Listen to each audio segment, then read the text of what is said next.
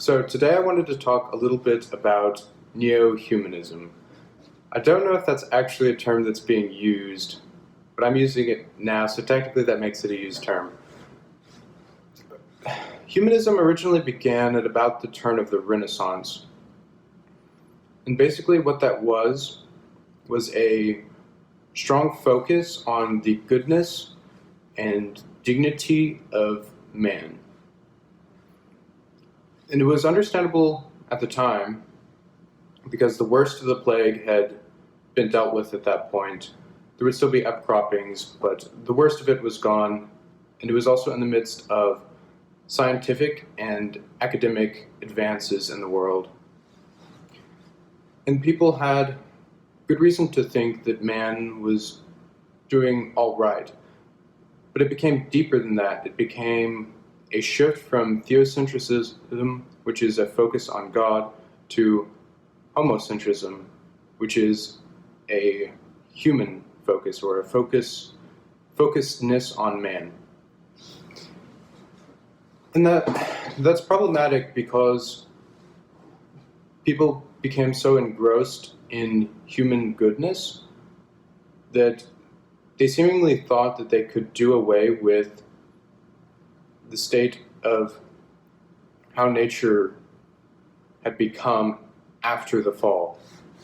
So we know after the fall, there was original sin, things were no longer ordered as they should have been. And we simply cannot get rid of this. But through human endeavors, there was an implicit denial of original sin. And it wasn't necessarily secular at those tones.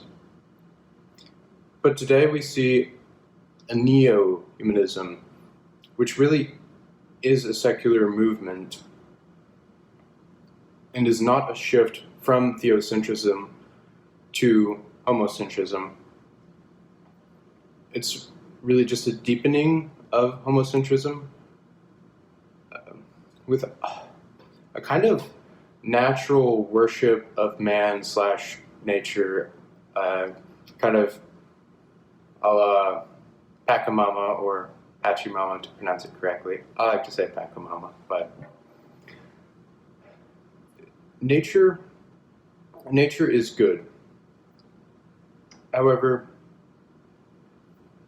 we are not able to restore original justice, which is how nature was before the fall. So we have to remember that focus should not be on man, it should be on God. This life is fading, but we're working toward the life through cooperation and grace to a life which is not fading.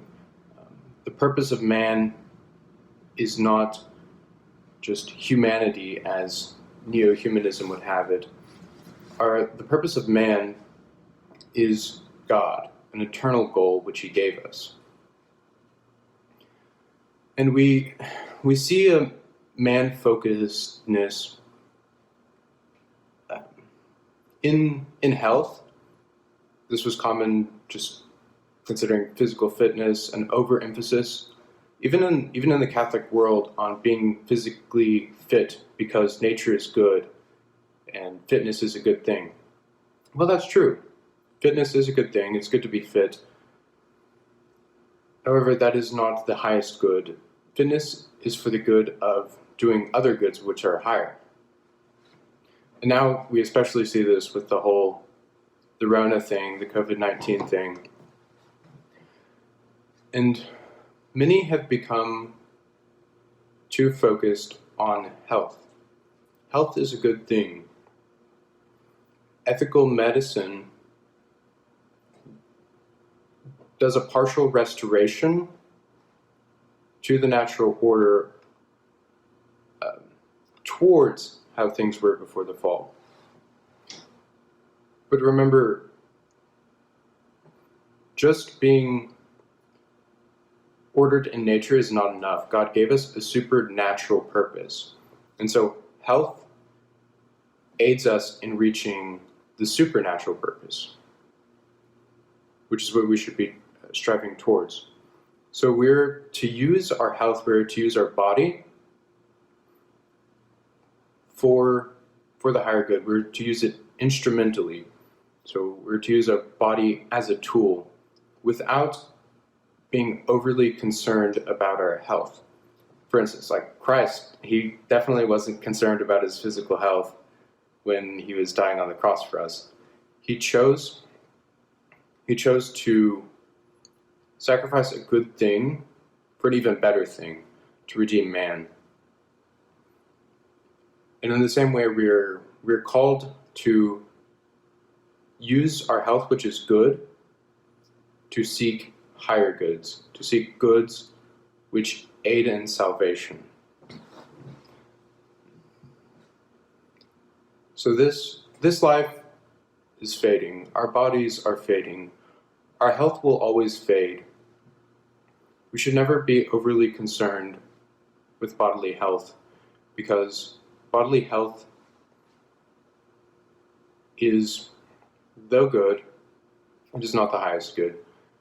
And as Catholics, we're called to seek the highest good, and the highest good is heaven. So we should never let our priorities become disordered, right? We want an ordered way of life, and that ordered way of life is in accordance with grace and virtue, and the priorities would be first God, then others, and then ourselves. So we must push back against the neo-humanism, which places man at the center.